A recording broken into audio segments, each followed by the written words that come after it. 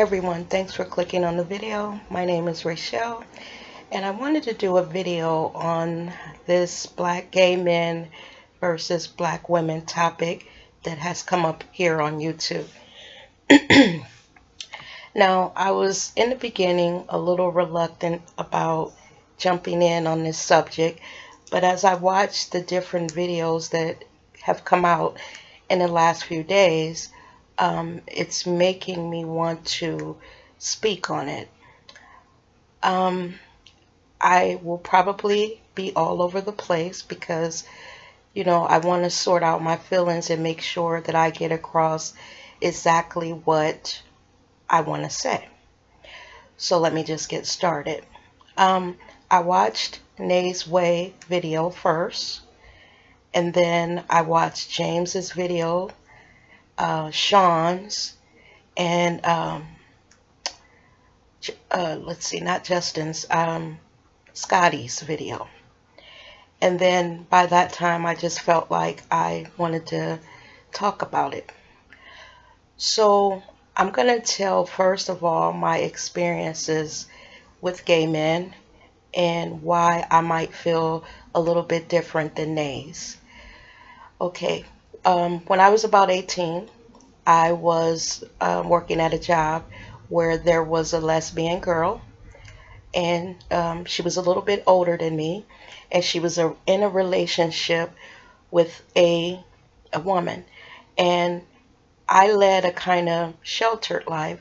So up until that point, I had never really thought about it because I had never been around anyone that was gay. After that job, I went to college, and I came back and I worked for as a secretary at an office building. And there I met a guy that everyone said was gay, but because I didn't really know what gay was or what it meant at that age, I didn't really see it. I actually had a crush on him. And I would tell people that I did, being young, I didn't know any better. And they would laugh and they would say, he's gay, right? And, I would kind of, scrunch up and like, what exactly does that mean? So one day he came to me. He was older.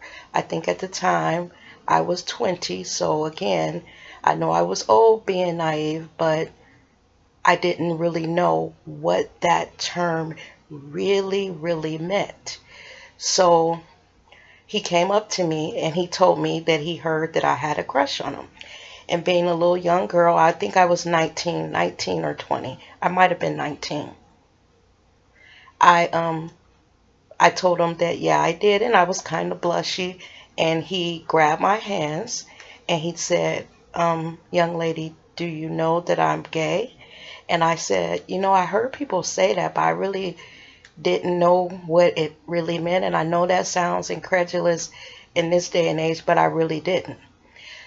So he explained to me that he liked boys.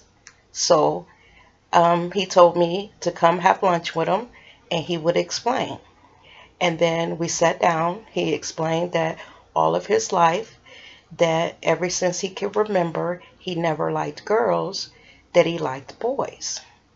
So, he was telling me little stories about growing up in Jamaica because he was Jamaican.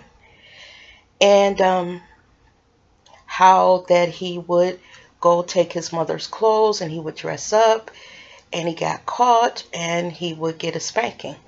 And he said it was almost like they were trying to beat it out of him. So after we had that conversation, I went home and it stayed on my mind. And I had a lot of questions. So I went back. We worked together very closely. We were both secretaries there. I was young, 19, and he probably at the time was about 26, 27.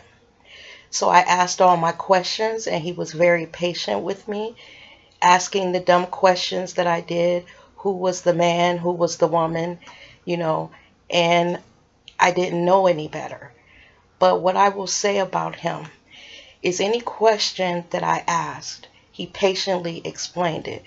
Looking back now that I'm older, I'm 51, I ask questions that I know for him probably, were too much. It was too invasive on his privacy. But I must say that he did take his time and explain everything to me. So after that, I liked him. I liked him as a friend. He was funny. He would hold court and have all of us laughing. But when I would get with him, when we were by ourselves, I would always feel like he was sad. And I asked him one day, I said, you'll be out there at lunch and you'll be laughing and joking, holding court as I call it, and then when you walk away, you look so sad. And he told me one day that he felt like that because he was gay, that he had to do that for them to like him and accept him.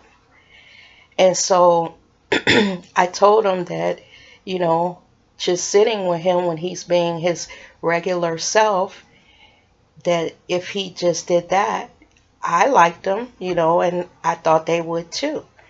And he told me he didn't think so, and that that was just the person that he was. Now, our friendship continued all through my early 20s because I felt like, and I want to make sure I explain this the best that I can. I felt like I had found the best girlfriend that I ever had. And that's to this day. And I'm 51. I met him when I was 19, and I'm 51 now. The reason why I say that is it's almost like he took me under his wing. He knew I was a young girl. He knew that there was a lot that I didn't know about who he was. And he used to go out with me. We would go to clubs, and he would be my protector because I was so young. And then one day he asked me would I go to the gay club with him. Now, I didn't even hesitate, only because I liked him so much. He was my girlfriend, my true girlfriend. So I went over his house. He put me on makeup. At this time, I was about 21, and I knew how to dabble a little bit in makeup, but I didn't know how to slay like he did. He had joked with me that he had been Miss Gay Jamaica and let him beat my face so I can look like a woman instead of a little girl. So I bought my clothes over, and he made me up. And when I looked in the mirror, I had never looked like that before. It's like he looked at my face and he put makeup on me and brought out everything that I guess he saw as a man. And I want to make sure I explain this right. By him still being a man, he looked at me a different way than what a woman did, even though he was my good girlfriend.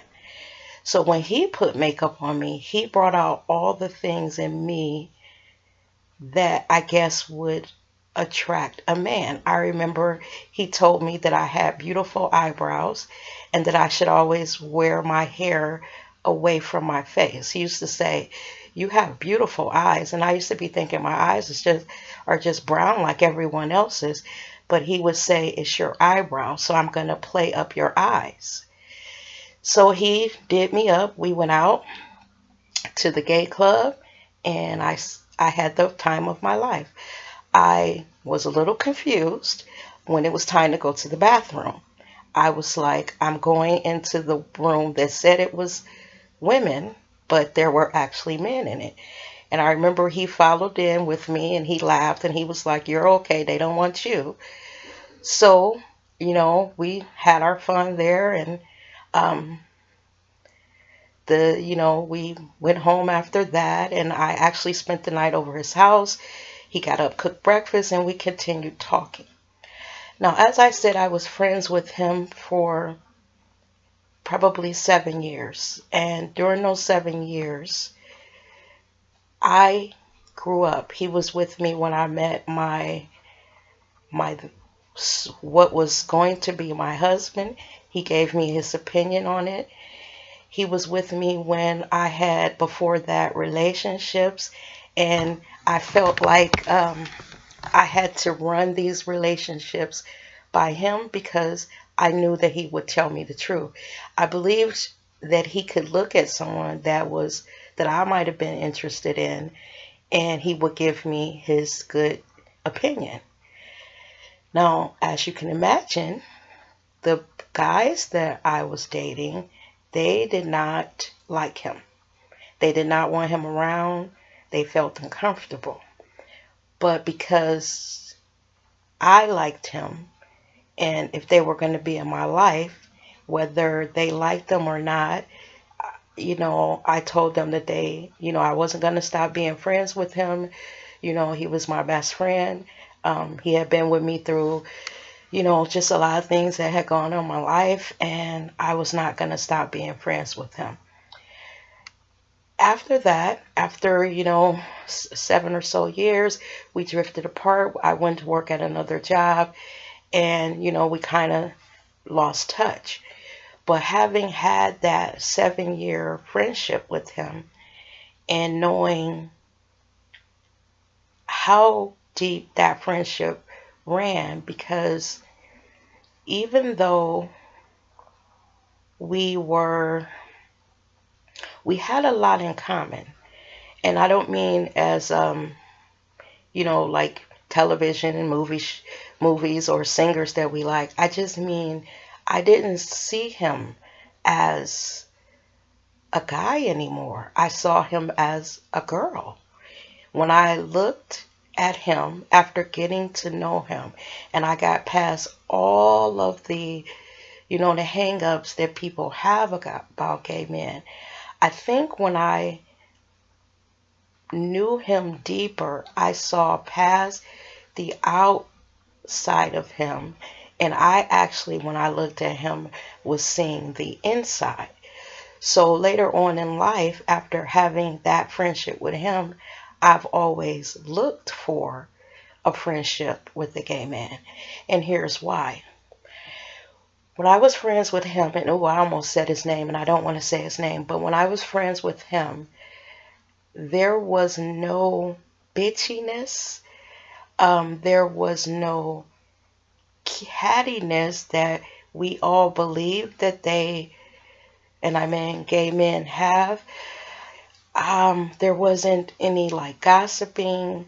Basically, he would lay something out and he would tell it to you straight. And we could be in a group of women, and the gay man that I knew, of course he talked and he held court, as I called it, but it was a different feel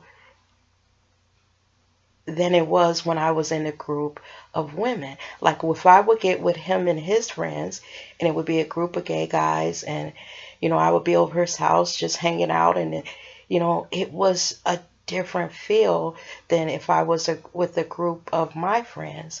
And I don't mean that in a negative way for women, black women, but it was just a different feel. We didn't, even though I felt like that they were girls, the conversations were different.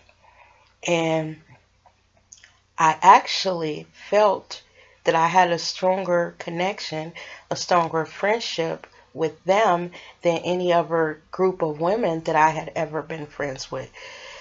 So as I go on in my life, I'm a little older now, I'm in my 30s, and I've had this friendship with him, and I'm gone on in life. And then I work at another job, and I meet a gay couple. And when I first met him, this was a new thing for me. I'd had a friendship with a gay single man who was always looking for his Prince Charming, as he used to tell me. He used to say he was waiting on Prince Charming, because I used to ask him why didn't he have a man. And he said he would always say he was waiting on the right one to come along. But this time I met a gay couple. So I met one of them first. The one worked with us, and he would always talk about his man. And so as we became friends, because now here I've met another one and I'm trying to be friends with them because I liked that relationship. I just felt like when we had conversations, when we sat down and we were just going back and forth, they were honest with me. You know, sometimes with other black women, you don't, unless you've been friends with them for like a lot of years, if you just met them, you don't know if what they're telling you is sincere. You don't know if this, you're going to talk to her, then she's going to go behind your back and talk about what you told her. The gay men, and I can only go by my experience, the gay men that I've been friends with, I never got that. It was when I was with them, they were honest, and I felt that I could bare my soul with them because we weren't competing for the same thing. They didn't want my man, and I didn't want what they had, so we could just be honest with each other. When I was with a group of women, and we're talking about men and we're all single, we were competing for the same thing. So when I met this gay couple, I met what I consider the woman. Now I know later on, as I got older, I realized that there are no roles. But the reason why I say that he was the woman is because he was the more feminine. And here's what I mean by that. We would all be at work and we would be talking about, what we're going to cook for our man for the weekend, Sunday dinner, and how we went out and got some new sheets and we're going to put these curtains up and blah, blah, blah. And so I remember one time that, and I almost said his name again. I don't want to say his name. I remember one time he came to work on Monday, and by this time his partner actually worked at our job also. So he came to work and I noticed that they weren't speaking. So I went up to the one that I had befriended first, and I'm gonna call him Miss, and I'm gonna call his partner Mr. because that's how I saw them. So I went up to Miss and I said, "What's going on? You and Mr. seem, to be on the outs today." And he tells me, "Do you know what that son of a bitch did yesterday?" And I was like, "What?" Because he was mad. He said, "Do you know I got up before that son of a bitch did, and I went to the grocery store and I bought this fresh muffins and I squeezed orange juice and I made this brick breakfast. And did you know that he got up in the morning and went and took a shower, came and took the meal off the table that I had set with flowers and all of that, and went and sat in front of the television and didn't, appreciate all that I had gotten up and done for him so we can have this breakfast." So I started laughing and I told him, I said, "Oh, you know what? My man does that all the time." I said, "They don't know how much effort we put into stuff. And then, they come in with their dirty boots and walk through the house after we shampooed it." I felt him there. So as the day went on, I just told him, I said, "You know what? You should forgive him and tell him, that you had done all this and he didn't even realize it." So that day, that afternoon, it was time to go to lunch, and I watched them outside of our door and they were arguing. And the one that I called Mr. was just standing there with a slight smile while the one that I called Miss was going off on him. And then I remember the one that I called Mr. took his hand and he put it on his face and he ran it down his face and he cupped his chin. And he just stepped in closer to him and he whispered something in his ear, and Miss calmed down and he kissed him on the cheek. And in that moment, in that very moment, I realized that love is just love. It doesn't matter, what the gender is, what the makeup of the couple is. When I looked through that window and I was looking at them, it hit me. I said, "You know what? They just simply love each other. It's just like me and my guy." When I was sitting there, I saw them. And so after that, I just had a total different feeling about being quote unquote gay. Where I never not accepted them, I accepted them even more after just that moment. And how I did it is I thought about, people saying what they're doing or who they are is a sin. And I thought about the sins that I had done. And then I said, well, if I was a God, is one sin more heavy than the other sin? And then I said, well, if I was God, a sin is a sin. It's not this one is worth $1.50 and the other sin is worth 25. So, I'll pardon this person, but I'll send this one to the gates of hell.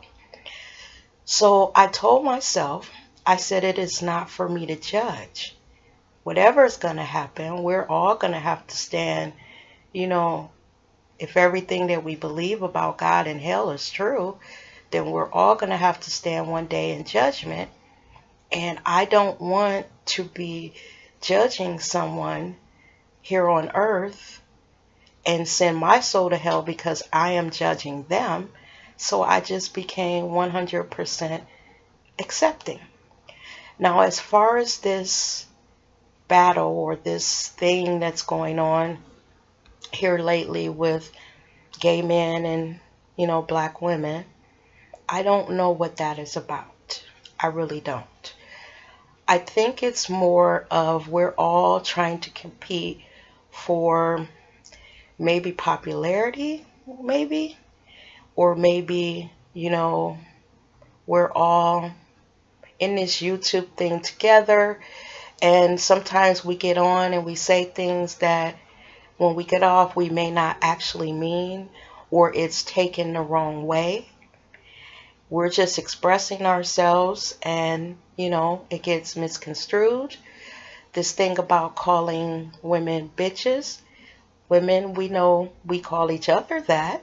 So if they feel that they are as much woman, and I don't mean physically, but if they identify as, I don't know, because I don't think they actually identify themselves as women.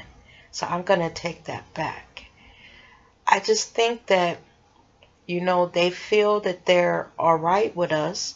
So they feel that they can, play the dozens like we do. You know how when we're with our girlfriends and we're telling a story and we say, bitch, girl, did you know that what, this and that happened? I think that they actually feel comfortable enough with us to speak to us in the same language that we speak to each other. That's how I see it. Because I know when I was around my first gay friend, the one that I knew when I was in the 90s, when I was 19, the one that I met when I was 19, when they included me in that banter, I felt like I was one of them. And it might be because, they were older than me, and it was almost like they were taking me under their wing. So I don't necessarily believe when they are calling us the B word that it's in a negative way. I think it's more like when guys are bantering back and forth and they say, hey, my nigga, hey, my N-word. For them, I believe that's how they're saying it. Now, these are all just my opinions. I am totally, for the LGBT community, and I have that first gay man that I met when I was 19 to thank for it. And I believe that if someone takes the time to sit down and actually have a real conversation, without all the extras, without, peripheral conversations, and just really sit down, just like when white people have all these preconceived notions about us, who we are, what we are, And we sometimes say if they would just sit down and talk to us as black people, they would just see that we are people just like them. So because I had that opportunity at a very young age, very naive, to meet someone who was patient enough to explain to me who he was, what he was, it opened my eyes to, basically, he's just a person like me. So I'm going to get out of here. I've rambled enough. And I don't understand this beef. And I hope I haven't waded into something that later on I might regret, because I know people can misconstrue everything. But I just say, Nay's way, I understand where you were coming from, kinda, but I just had a different experience. So with that, I'm gonna get out of here, and I hope that made sense. But that's just my feeling, and I open it up for your opinions. You have a great night.